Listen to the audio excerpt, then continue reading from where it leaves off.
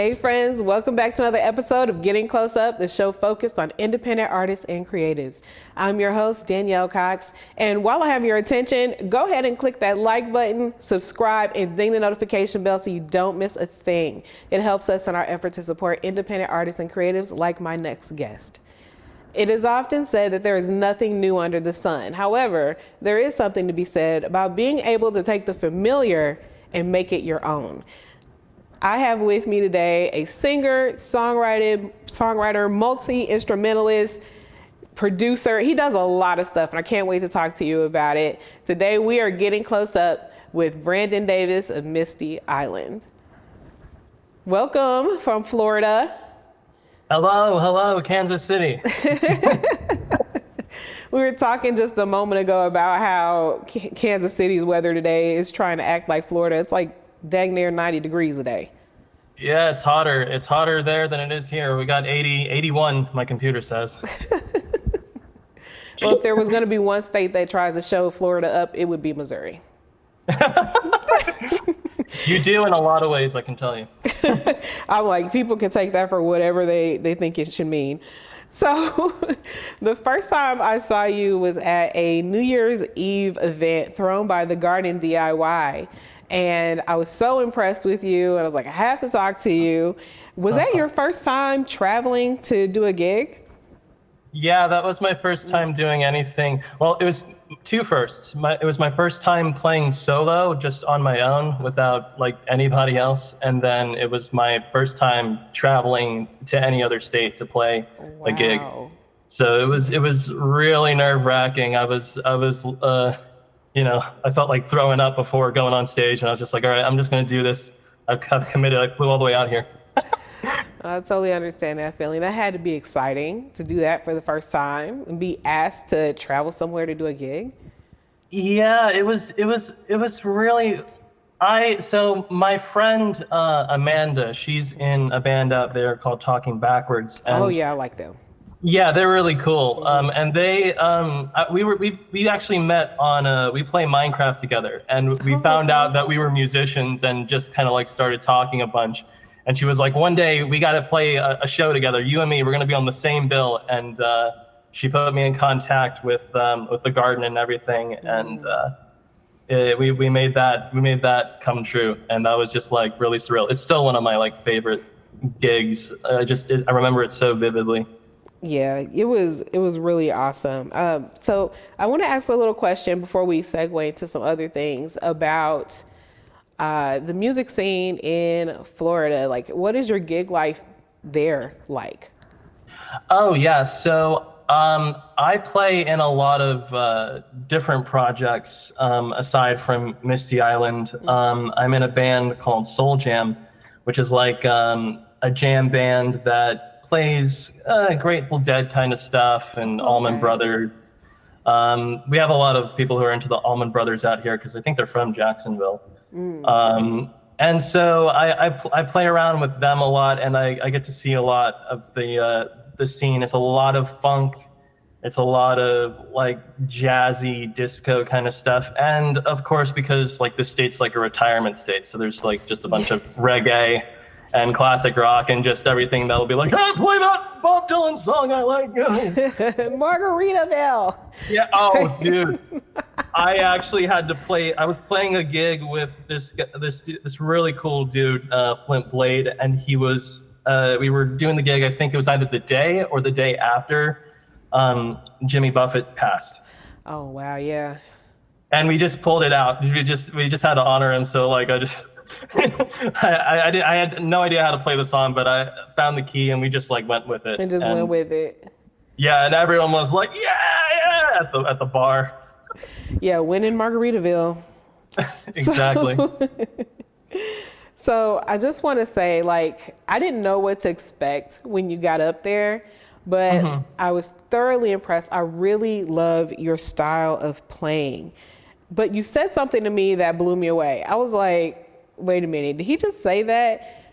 When I asked you about your playing, you said that you were self-taught. Yeah.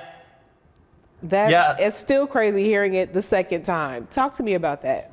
Yeah, so I started teaching myself when I was 12. It was just because a piano was the only instrument in the house. My dad had a grand, I think it was an Everett. All my life, I don't know where he got it. He must have had it since like the 90s, but like it was always around the house. And as a kid, I'd always go boom, boom, boom, you know, be annoying. But eventually, because my dad always played music around the house, and he had like a big karaoke machine, and would just like, it would play instrumentals a lot, you know, and then he'd get the microphone and start singing. And he liked to play all of his favorite songs from when he was growing up. It was a lot of old Motown, Temptations, Stevie Wonder. Oh, okay, yeah. That kind of stuff. And I grew up on all that kind of stuff, Earth, Wind, and Fire. And so I remember early on, I was getting a lot of that information in. And one day I was just like trying to figure out. Now, my dad did teach me like how to play like the right hand of Heart and Soul, which is like an entry level, every piano player. Yeah, everybody learns that. Yeah, but the first time I took initiative to like learn songs on my own was like I was learning like the bass line to My Girl, and you know, bum bum bum bum bum bum. And the first song I like actually fully learned was Obla Di Obla Da by the Beatles. And Oh, so, yeah. yeah, very la la la, how the life goes on, just very bubbly and bouncy. Boom, bam, boom, bam, boom, bam. And when I was like 12, that song was like popping off. So I learned how to play that song, and I was just trying to figure out chords and bass lines and everything. And yeah, over a couple of years, I just sort of realized what I wanted to do was write songs, because what fascinated me was just how this bass line was so cool, and how this chord would change to another one was just like so beautiful, or the melody. And I just wanted to, how did they do that, and how do I do that? So I was homeschooled as a kid, so I had a lot of free time. So I would just go over to the piano and practice until I got decent at it. And then there was one other thing that you have said about the way that you experience sound, that you were actually able to see sound in colors. Yeah, it's called what's the term? I think it's synesthesia. I think that It's sounds like- right. I didn't want to butcher it. I probably did, so don't worry. I think it's pronounced like that. It's like this. Yeah, when I hear a song, I just kind of hear different colors. Sometimes if it's like really vivid, I can kind of get some visuals in my head too of how the sound is kind of like making me visualize certain aspects. But generally, I associate music with color. And it was a weird thing that I didn't realize was like something that like other people didn't experience. Because I would talk to my friends. I'm like, oh yeah, this song kind of feels sort of green to me. And they're like, what? You're like, what? What does that mean? And I'm like, no, it sounds green. I don't know what to tell you. That's the color I kind of feel. I don't know. That was a big thing when I was getting started learning how to write music and how to play certain songs. I started to gravitate towards like psychedelia, like late 60s psychedelic music. And there's just a lot of really rich tones and music and instruments in that genre that it just almost facilitated it. So like when I was like those formative years really just kind of, I gravitated towards like the music that would just kind of take me on a journey and sort of and change in terms of like tone and color and all that kind of stuff. Yeah, I'm really attracted to that sound as well, because like specifically in your playing, you described it as touches of different things, psychedelic and kind of, trippy, but then also Baroque pop is like another style that you play. And that's kind of what I'm referring to when I talk about how there's nothing new under the sun, but you can kind of take something familiar and make it your own, because like the Baroque style itself has been around since the 1600s. Yes. So what made you attracted to that? It was a lot of that 60s psychedelic stuff. I started listening to the Beatles a lot when I was a teenager. Really gravitated towards like Sgt. Pepper and Revolver as albums. And the songs that really excited me for some reason were like the songs where they were using like orchestras and harpsichords and things to like kind of create like a really beautiful pop song. Yeah. And I started hearing that like on songs like Eleanor Rigby or Fixing a Hole, She's Leaving Home, and I started like, okay, where did that come from? Like that's just a really nice sound, and I started going way back into like Bach stuff and little harpsichords and chamber music from Mozart, and that stuff really like turned me onto that kind of sound. And I realized that I was just really attracted to it, so I wanted to like make music kind of in that style too. So I would just, if I was hearing like a melody that I was playing, I was like, I feel like a harpsichord would sound really good, like on that kind of part. I would just kind of hear different arrangements in my head, and I'm like, oh yeah, this makes sense for this song, and I would go for it. Yeah, so you mentioned a lot of the Beatles and stuff, and we'll talk about illustrations here in a little bit, but I want to ask you about your top 3 albums of all time. Oh, cool. Yeah, dude. All right. So I think, well, Sgt. Pepper's got to be on there because that was the album that I really like. I springboarded into music from there, because when I heard that album, I had not heard anything like that before. Just the uses of sitars and just like a whole song that was like circus music with noises and sound effects, and I was just like, that there's no one doing that, and this was like one of the most successful albums of all time. Like, I want to know what this is about. I want to get into like making music like that. So that really springboarded me into like all kinds of different music. So I gotta put that one up there. Sgt. Pepper. Number 2, I think the best album to come out in like the past 10 years is an album by Wise Blood. It's called Titanic Rising. It's a little underground, but I think it was nominated or won Album of the Year from Pitchfork in 2019. And it is very much like Baroque pop chamber kind of music. It has a very 70s sort of sound, but it's also really lyrically interesting because it was pre-pandemic, and the lyrics really explore how it feels to grow up in a society that's kind of like turning inward and like not being as connected or social. It was just interesting because I listened to that album right as the pandemic happened, and it just clicked. I was like, oh, this is like happening now. And it was like really fascinating, and the music is just absolutely beautiful. And I've never relinquished that. That album is one of my all-time favorites. Nice. And number 3, I think my favorite album right now is an album of Montreal called Hissing Fauna, Are You the Destroyer? It's like I relate to the lyrics a lot because the writer Kevin Barnes, he wrote it when he was going through this really messy divorce, and I just had kind of a rough breakup about 6 months ago, and I heard that album during that period, and it just clicked for me. And it was another one like Pepper, where the sounds and the experimentation on the album is just really rich. So I'm always attracted to those like really weird sounds that just sound like, you know, like the track is like falling apart, and like there's a lot of that on that record. That's one of my favorites right now. Yeah, and so when I listened to Illuminations, I listened to it twice the first time I listened to it. Yeah. And then the album that I listened to after that was Magical Mystery Tour. Oh, yeah. Which is one of my favorite Beatles albums.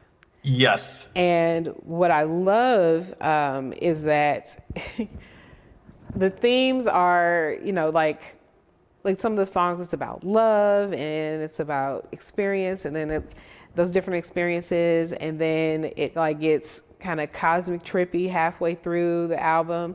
But like when you're listening to it from the beginning, it's talking about a relationship, and then by the 4th song, everything has gone to hell. Yeah.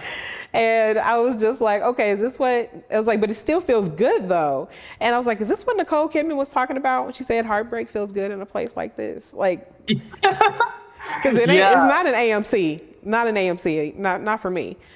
Right.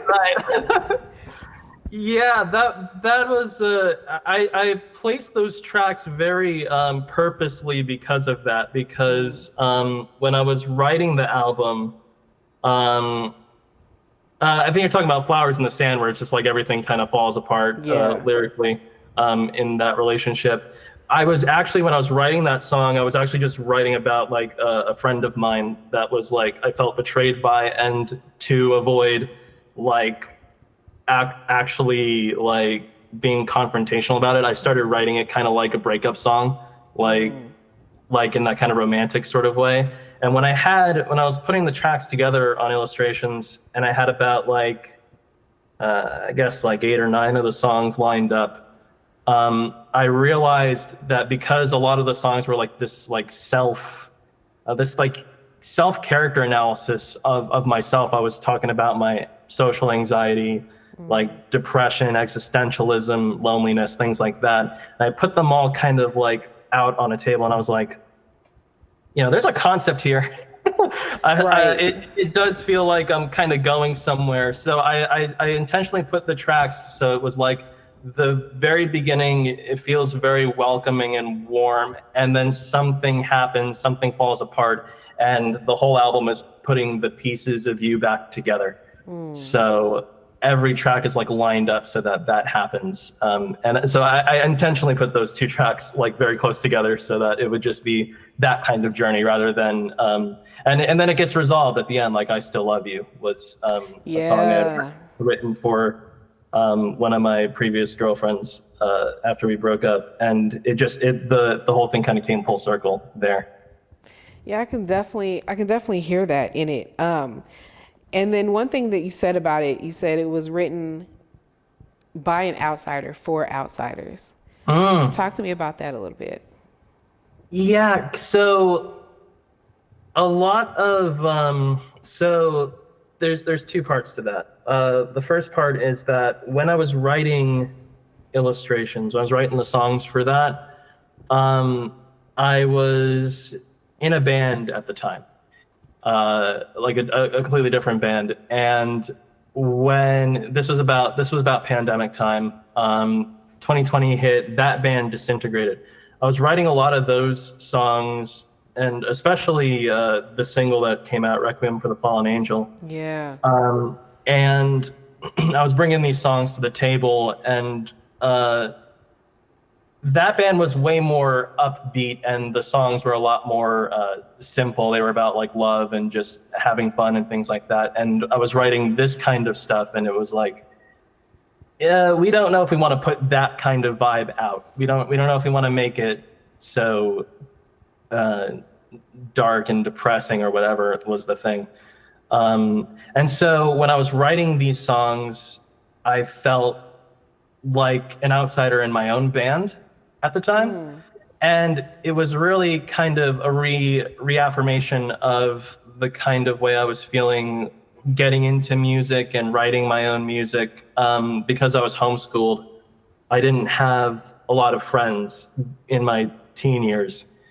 And I was really like lonely all the time. And when I would write these songs and show them to the few friends I had, there was only one who was like actually a musician and like encouraging me, and we would like go back and forth on different things.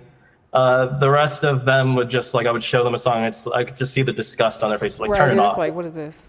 Yeah, what's this? Turn it off. We don't want to listen to this. And it was just like I was putting myself out there, and I just felt dejected. So I always thought that the music that I listened to and the music that I was making was like just kind of this outsider thing that no one was really getting, because I couldn't find anybody to really connect with it.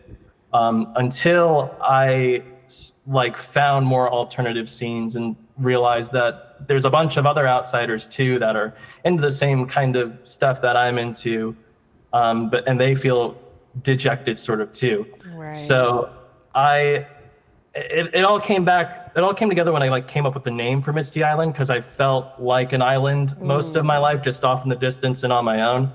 And the music I was making was very kind of hazy and atmospheric. So I was like, that's a good title. I'm going to use that. And that's going to be kind of the ethos of what I do, is like, this is outsider music. It kind of exists in its own space, and you can come to the island and visit if you feel like that's your vibe too. And touching on that about being outsiders, do you have any plans on working with other outsiders for projects? What's the question? Do you have any plans to work with other artists on any new projects? Um, like just kind of like working on other people's music? Yeah, like maybe Or even writing for them, finding other people and Oh other artists yeah, to link I would up love with. to. I would Yeah. love to. I like collaboration. I mean, a lot of Misty Island is kind of my own stuff, but I do like play with a lot of different bands around here, playing keyboards and other stuff, and even producing. I'd love to just like produce other people, because I know how I want my music to sound. I know how I want, you know, everything I have over like control over in Misty Island. I like to be able to bounce off of another person and like Yeah. create a mix or like create like sounds and then for them, and then they kind of give their feedback too. I'm starting to do that with the other band I'm in, Soul Jam. I'm producing a bit of their work too. But I would absolutely love to just sort of collaborate with anyone. I love Yeah. collaboration. And so, Yeah. what after this project is next for you, as far as any other new projects? Yeah, I have a second album that I'm working on right now. I have about 9 of the songs done right now. Oh wow. I think it's going to come out in August. The album is called Apocalypse in Living Color. Yeah, it's a really nice title. That's interesting. I like that. Tell me the story behind it. So I was looking for a title that represented this album's vibe a little bit more, because the songs that I have on this album, which includes the song I just put out, Requiem for the Fallen Angel, it's a little more dirtier, a little more aggressive, and I think the music reflects the dark lyrics. I'm going for more minor keys and stuff like that. So I wanted a title that would really kind of go for that, but I blanked for months. But I kind of had the half about the apocalypse in a couple of different drafts. And then one day I was like going down a rabbit hole of just like weird information online, and I found this story of this newscaster. I don't know where she was. I don't know what it was, where it was, but she was in the 70s. She was like a newscaster, and I guess she was struggling with something, and she committed suicide on air. It made it out into the airwaves. What? Yeah, she actually did it, and they couldn't cut it in time, and it was a big thing. And I was reading about it. I forget her name. I wish I had written it down somewhere. I could actually like point in the direction if you're interested. But the one of the things that she said in her last statement was like, in keeping with this station's tradition of showing just war and guts in living color, and that phrase in living color, and juxtaposed with like the darkness that she was trying to talk about, I was like, oh, Like that's perfect. It's perfect. that's the title I need. Apocalypse in Living Color.